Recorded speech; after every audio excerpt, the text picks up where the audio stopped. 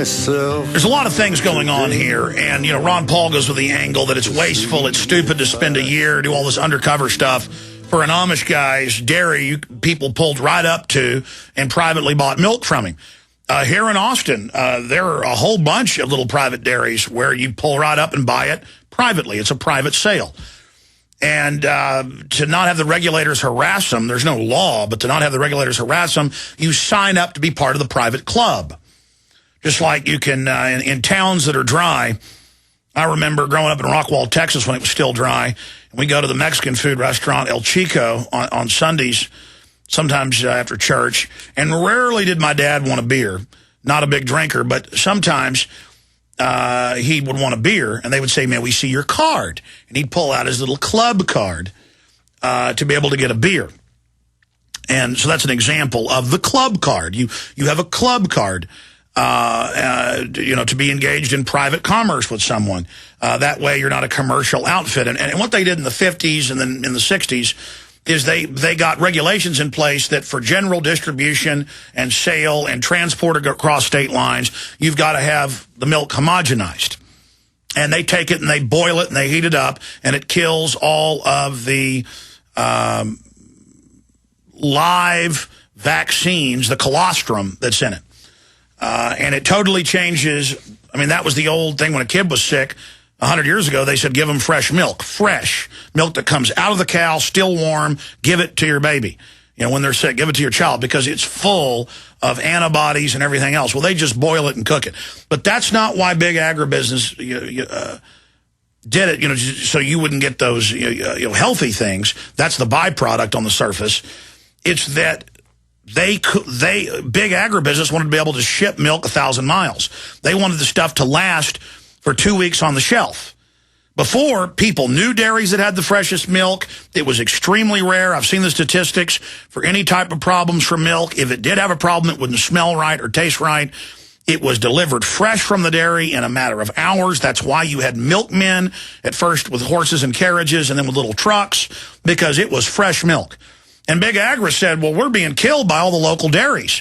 They've got dairies in every town. It's a big business. How do we come in and knock out all these local dairies? Well, we get laws passed where they can't have fresh milk. It's got to be boiled, heated up, and that way we can knock them out. And it's the same thing now. 6 years ago, they passed a federal regulation allowing them to spray. You can just type in the search engine, bacteria-eating viruses sprayed on meat. And when it's covered in feces and blood and rotten, horrible conditions, most of the meat you eat, they just spray it with viruses that are a vaccine, a live vaccine, stewed up in big tanks to kill it, to eat the bacteria. But you still have the toxins from the bacteria. So it causes brain damage and a lot of other things. They then do other things like, of course, radiating. And most of the lunch meats and things you get now, and they don't have to even tell you, are radiated. And it destroys most of the food value, but the main reason is it allows them to sell stuff that is rotten. It kills the bacteria. See, before they had to throw that stuff out or put it in dog food. And then, of course, that causes all the problems in pets. So it's a way for big agribusiness to get away with murder. It's a way for them to shut down their competition. And that's why they spent tens of millions of dollars in 1 week alone last year trying to lobby, was it 17 million or 14 million, I forget now, to get the food safety bill passed. Big Agri has food safety disasters. And then they turn around and say, we'll pass a food safety bill written by them to shut down farms and ranches, small ones, that if you look at the numbers, have the safest and cleanest food. Meanwhile, the big industrial capacity outfits, they are exempt from the new Food Safety Act that they lobbied to get put in. Just like Obama's friends are exempt from having to get health care for their employees, but everybody else is. So that's what they're doing here. Founder of the Fully Informed Jury Movement and one of the men who traveled the country proving that the amendment to give us the income tax was never ratified, Red Beckman, co-author of The Law That Never Was, is going to be joining us coming up in the next segment in light of the big push by the corporate globalist disinformation outfits, the brainwashing command centers known as mainstream media, in light of all their demonization of the sovereign citizen movement. And that's basically anybody with an American flag hanging on their car gets lumped in with the Ku Klux Klan. We've got him coming on with us. In the last 30 minutes of the next hour, we've got Dr. Chris Busby coming on about the incredible developments going on at Fukushima. I was getting into this whole raw milk situation and how they do these big year-long investigations, and they've got to do that to act like the Amish man legally and lawfully selling milk has done something bad, so that the jury sees the year investigation, and so they can put on this whole theatrical event like it's illegal. Then they can misconstrue some federal regulation and throw them behind bars to shut down competition to Big Agra that lobbies hundreds of millions of dollars a year total into the coffers of the politicians. And so that's why all over the country, I know up until about a year ago, you go to the farmer's market in Austin and go right over and buy milk that was, milked out of a cow at 4 a.m., and then at 10 a.m. was delivered to the farmer's market. Best stuff you ever tasted. It's real milk. But then they had undercovers buying it and acting creepy, and threats were being made, so then you couldn't get it anymore. And they just take normal behavior. Just like all over the country, if you try to protest peacefully, they'll try to come over and tell you they're going to arrest you if you don't leave. You got to have a permit.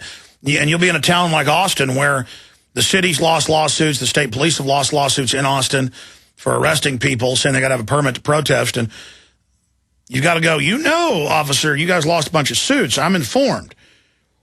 And then they'll look at you and just go, oh, okay. And then they'll mass riot troops across the street and say, we're going to arrest you now. And I go, fine, I'm going to sue you personally. Please don't violate the Bill of Rights. Please have some common decency, and the cops will just, I've got it on video. One time protesting Perry outside a hotel, the cop just goes, fine, and stomps off. Pure color of law, totally illegal, a tyrant. They're trying to twist. And then all these TV shows where the cops are always heroes and good guys and everything, I'm supposed to, not sit here and criticize the cop for doing that. There's no greater danger than uniformed agents of the state calling themselves authorities and officials openly trying to intimidate people off a street corner. I mean, that's the essence of the KGB, the essence of Nazi Germany, the essence of what the Redcoats were doing pre-1776. I mean, this is armed thugs with a tin badge coming over and saying, you as an American can't stand on the street corner and do what you're doing. And, I feel sorry for those New York cops that arrested me for protesting Geraldo Rivera and then charging me with something that wasn't an arrestable offense, that they crammed the cuffs on. I didn't resist in any way. I was polite. They should turn around. And they just wrenched them on as hard as they could, and we're laughing about it.